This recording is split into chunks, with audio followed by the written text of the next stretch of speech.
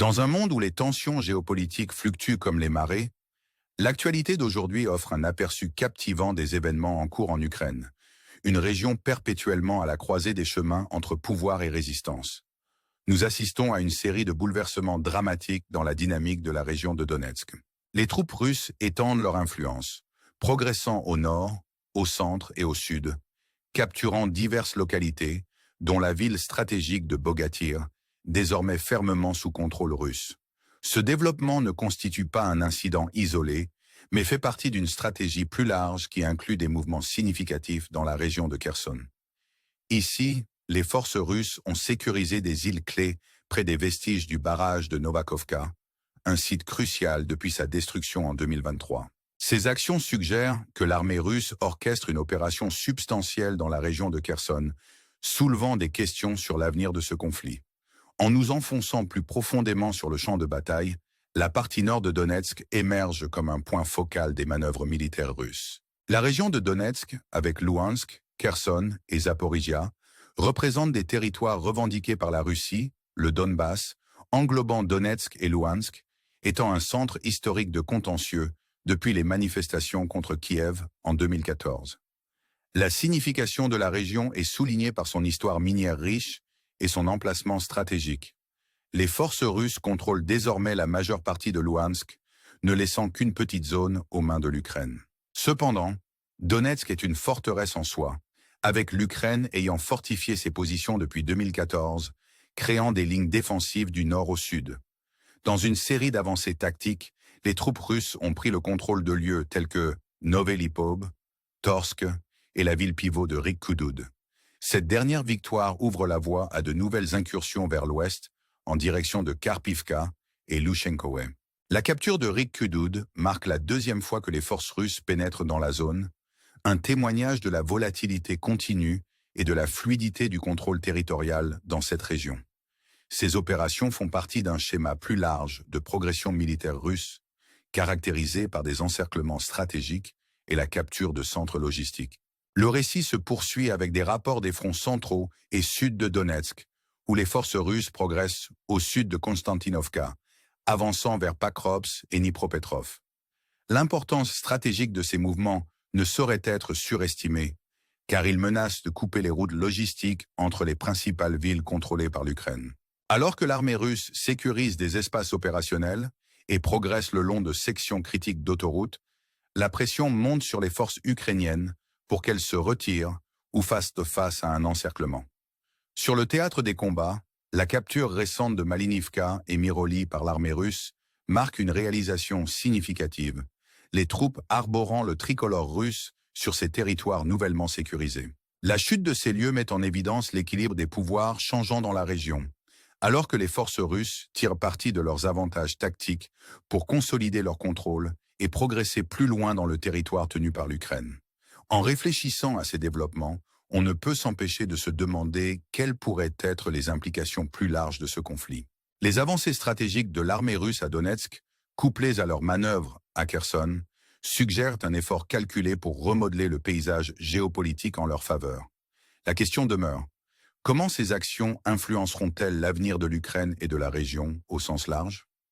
Face à une telle incertitude, nous vous invitons à partager vos réflexions, à participer à la discussion et à vous abonner pour recevoir des mises à jour continues sur cette situation en évolution. Le paysage du conflit en Ukraine n'est pas seulement marqué par des changements territoriaux, mais aussi par l'interaction complexe entre griefs historiques et stratégies de guerre moderne. Alors que les forces russes avancent, la ville de Malinivka devient un symbole de leur récente victoire, capturée en seulement 24 heures.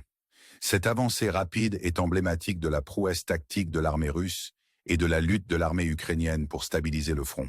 La capture de Malinivka, aux côtés de Myroly, souligne l'élan que les troupes russes ont acquis, leur drapeau flottant désormais fièrement dans ces localités.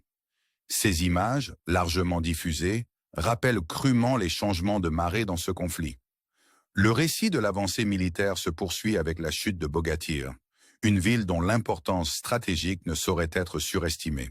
Située au sud-ouest de Donetsk, la capture de Bogatyr est le résultat d'une offensive russe concentrée, suivant leurs pratiques standards de guerre psychologique à travers des distributions de tracts exhortant les forces ukrainiennes à se rendre. Malgré les ordres de Kiev de résister, l'assaut russe accablant, caractérisé par des frappes d'artillerie et de drones, a conduit à la capitulation éventuelle des défenseurs ukrainiens. Cette victoire ne sécurise pas seulement une position cruciale pour les opérations futures, mais indique également une intention stratégique plus large d'encercler et d'isoler des bastions ukrainiens clés. Dans les régions sud-ouest de Donetsk, la campagne militaire russe est marquée par une série d'opérations réussies, chacune contribuant à une stratégie plus large d'encerclement et d'attrition. La capture de l'espace opérationnel au nord d'Andrivka et l'incursion à Oleksivka soulignent l'approche méthodique des forces russes, qui continuent de faire pression sur les défenses ukrainiennes. Ces avancées font partie d'un effort concerté pour sécuriser le flanc sud-ouest de Donetsk, améliorant ainsi les positions russes pour de futures offensives. En nous concentrant sur Kherson, les implications stratégiques des mouvements russes deviennent de plus en plus apparentes. La capture des îles au nord de Novakovka représente plus que de simples gains territoriaux. Elle constitue un tremplin potentiel pour de futures opérations à travers le fleuve Dniepr. Cette manœuvre suggère une intention russe d'établir une tête de pont sur la rive droite du fleuve, une action qui pourrait avoir des ramifications importantes pour le conflit au sens large. La destruction du barrage de Novakovka en 2023 reste un moment clé dans ce théâtre, et les développements actuels indiquent un intérêt russe continu pour le contrôle de ce point d'étranglement stratégique.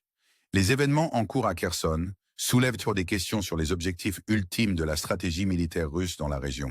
S'agit-il d'un prélude à une opération plus vaste visant à reprendre l'ensemble de Kherson, y compris sa ville, ou est-ce une tactique de diversion conçue pour détourner les forces ukrainiennes d'autres fronts critiques? L'ambiguïté des intentions russes ajoute un élément d'incertitude, gardant à la fois les analystes militaires et les décideurs politiques sur le qui-vive. En réfléchissant à ces développements, la situation reste fluide, chaque avancée apportant de nouveaux défis et considérations. Les victoires stratégiques de l'armée russe à Donetsk et Kherson sont en train de remodeler le champ de bataille, créant de nouvelles réalités pour les combattants et les observateurs. Ce conflit en évolution nous pousse à considérer les implications géopolitiques plus larges et les chemins potentiels à suivre. Quel sera l'impact à long terme de ces gains territoriaux sur la stabilité de la région? Comment ces changements influenceront-ils la réponse internationale plus large au conflit? Nous vous invitons à vous joindre à la conversation, à partager vos idées et à vous abonner pour continuer à recevoir des mises à jour sur cette situation dynamique et complexe. Alors que le conflit en Ukraine continue d'évoluer, nous tournons à nouveau notre attention vers les développements dans le sud-ouest de Donetsk et au-delà. Les avancées militaires russes dans cette région ne sont pas des incidents isolés, mais font partie d'une stratégie coordonnée visant à consolider le contrôle et à exercer une pression sur les forces ukrainiennes. La capture de Malinivka, Myroly et Bogatyr met en lumière l'efficacité des tactiques russes dans ce théâtre, où des opérations rapides et un positionnement stratégique leur ont permis de gagner un terrain significatif. Dans le contexte plus large du conflit, les actions de l'armée russe à Kherson servent d'indicateurs critiques de leurs priorités stratégiques. Le potentiel de traversée du fleuve Dniepr et la capture des îles au nord de Novakovka soulignent un effort calculé pour sécuriser des positions clés pouvant faciliter de futures opérations. Cette manœuvre suggère une vision à long terme qui va au-delà des gains territoriaux immédiats, visant à remodeler le paysage géopolitique en faveur des intérêts russes. La situation en cours nous pousse à considérer les implications de ces développements pour l'Ukraine et ses alliés.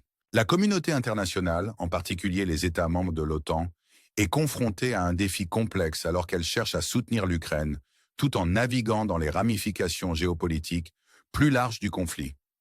Les appels à des cessez-le-feu et à des négociations reflètent une préoccupation profonde quant au potentiel d'escalade supplémentaire et le désir de stabiliser la situation avant qu'elle ne devienne incontrôlable. Face à ces défis, les avancées de l'armée russe soulèvent des questions critiques sur la trajectoire future du conflit. Ces gains territoriaux se traduiront-ils par un avantage stratégique qui modifie l'équilibre des pouvoirs dans la région? L'Ukraine et ses alliés peuvent-ils monter une réponse efficace qui contrecarre les avancées russes et rétablit la stabilité? Ces questions demeurent au premier plan des discussions parmi les décideurs politiques, les stratèges militaires et les observateurs du monde entier. En concluant cette mise à jour, nous sommes rappelés de la nature fluide du conflit et des innombrables facteurs qui influencent son cours. Les succès de l'armée russe à Donetsk et Kherson sont en train de remodeler le champ de bataille, créant de nouvelles dynamiques qui nécessitent une analyse continue et une adaptation. La situation reste pleine d'incertitudes et le potentiel de développement futur plane largement. Dans ce paysage complexe et en évolution, nous vous invitons à vous joindre à nous pour explorer les implications de ces événements. Partagez vos réflexions, engagez-vous avec le discours en cours et restez informés alors que nous continuons à fournir des mises à jour sur cette situation critique.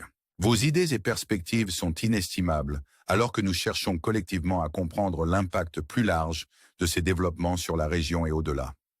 Merci pour votre attention et nous avons hâte de vous apporter plus de mises à jour à l'avenir.